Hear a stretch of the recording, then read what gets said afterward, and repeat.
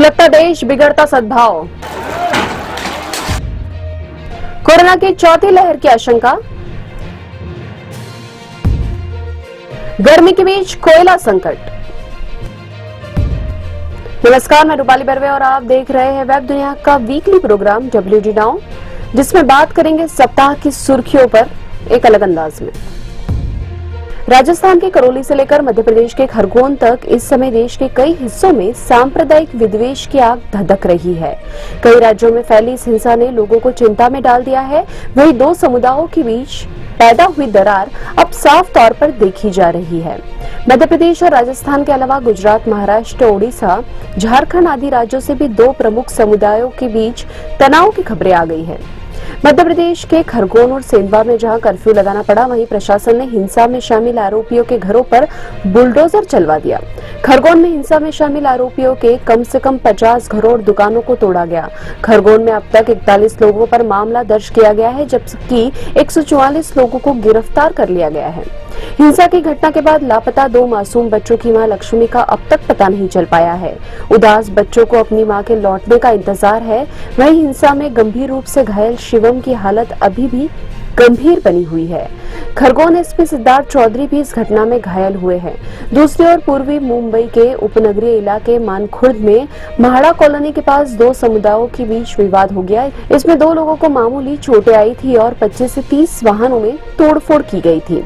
गुजरात के खंभात शहर में भी अब भी तनाव जारी है। यहाँ रामनवमी के मौके पर सांप्रदायिक झड़प है। व्यक्ति की मौत हो गई है। इसी दिन हिम्मतनगर में भी झड़प हुई। झारखंड के लोहरदगा में रामनवमी उत्सव के दौरान पथराव और आगजनी हुई। ओडिशा के जोड़ा शहर में भी दो समुदायों के लोग आमने सामने हो गए। करौली और खरगोन की हिंसा के पीछे तो मुस्लिम संगठन PFI का नाम सामने आया है। इस संगठन का नाम दिल्ली में हुए CAA आंदोलन के दौरान प्रमुखता से सामने आया था। इस बीच संगठन के नेता अब्दुल मतीन शेखानी ने धमकी भरे अंदाज में कहा है, हमें छेड़ोगे तो छोड़ेंगे नहीं। भारत और दुनिया में कोरोना वायरस की चौथी लहर की आशंकाओं के बीच संक्रमण के मामले एक बार फिर बढ़ना शुरू हो गए हैं। भारत के करीब 7 राज्यों में कोविड के मामले बढ़कर आ रहे हैं। राजधानी दिल्ली में बढ़ते मामलों के बीच सरकार चौकन्नी हो गई है। दिल्ली में शिक्षा निदेशालय में निजी और अनुदान प्राप्त स्कूलों के लिए कोरोना के मद्देनजर एडवाइजरी जारी कर दी गई है। एडवाइजरी में छात्रों, शिक्षकों और स्कूल के अन्य कर्मचारियों द्वारा मास्क पहनना तथा आपस में यथासंभव दूरी बनाए रखना, नियमित रूप से हाथ धोना, सैनिटाइजर का प्रयोग आदि शामिल है। इसके साथ ही दिल्ली सरकार ने निर्देश दिया है कि यदि किसी छात्र या कर्मचारी के कोरोना संक्रमित होने की पुष्टि होती है तो समूचे परिसर को या खास हिस्से को अस्थायी रूप से बंद कर दिया जाए। दिल्ली के पड़ोसी राज्य हरियाणा में भी एक पखवाड़े में 1200 से ज्यादा मामले सामने आए हैं। इनमें सर्वाधिक मामले गुरुग्राम में पाए गए। दूसरी ओर कोरोना की जन्मस्थली चीन में शुक्रवार को 3400 से अधिक लोग संक्रमित पाए गए, जबकि बिना लक्षण वाले कोविड मरीजों की संख्या 20,700 दर्ज की गई है। चीन के शंघाई शहर में सबसे अधिक मामले पाए गए हैं, जहां लंबे समय से लॉकडाउन है। शंघाई में हालात इतने खराब है कि आधिकारिक चीनी मीडिया ने भी जनता के असंतोष को उजागर करना शुरू कर दिया है। सरकारी ग्लोबल टाइम्स में शुक्रवार को छपी रिपोर्ट के अनुसार शंघाई शहर कोरोना संक्रमण के ओमिक्रॉन स्वरूप के खिलाफ अपने सबसे कठिन समय से गुजर रहा है। स्थानीय निवासियों के बीच संदेह, चिंता ध्यान देने योग्य है। कोई भी हृदय विदारक कहानी जनता के आक्रोश को बढ़ा सकती है। रिपोर्ट में यह भी कहा गया है कि इंटरनेट पर जन आक्रोश की सुनामी आ गई है। शंघाई में लाखों लोग भोजन की कमी, अपने पड़ोसियों को क्वारंटाइन तक पहुंचाने में देरी और रोजमर्रा की परेशानियों से जूझ रहे हैं। महामारी में शंघाई में सबसे अधिक बुजुर्ग आबादी प्रभावित है। शंघाई चीन के उन शहरों में से एक है जहां बुजुर्गों की आबादी सबसे ज्यादा है। हालांकि दक्षिण कोरिया और यूरोपीय देशों में पिछले दिनों की तुलना स्थिति ठीक है। उत्तर भारत में झुलसाने वाली गर्मी का कहर दिखाई दे रहा है। कई इलाकों में तापमान लगातार 40 डिग्री से ऊपर बना हुआ है। लोग लू का प्रकोप झेल रहे हैं। इस बीच 12 राज्यों में बिजली संकट ने भरी गर्मी में परेशानी को और बढ़ा दिया है।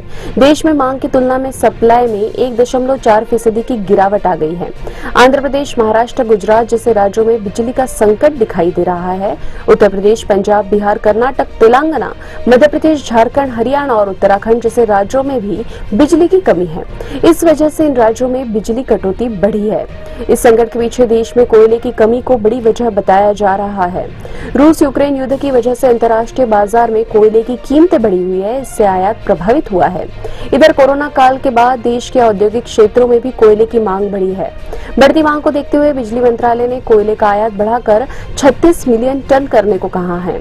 हालांकि आने वाले समय में यह संकट बढ़ेगा या फिर स्थितियां सामान्य हो जाएंगी, यह इस बात पर निर्भर करेगा कि केंद्र और राज्य सरकारें इस मामले से कैसे निपटती हैं। अब खबरें संक्षेप में। कर्नाटक के मंत्री ईश्वरप्पा का इस्तीफा, खुदकुशी करने वाले कॉन्ट्रैक्टर संतोष पाटिल ने लगाए थे रिश्वतखोरी के आरोप। रूस यूक्रेन युद्ध के 50 दिन, युद्धपोत मोस्कवा के डूबने के बाद भड़का रूस, कीव पर हमले तेज करने की दी चेतावनी। भारत के विदेश मंत्री जयशंकर की अमेरिका को खरी खरी, मानव अधिकारों पर भारत को भी यूएस समेत दूसरे देशों के बारे में बोलने का हक, ब्लिंकन को दिया करारा जवाब।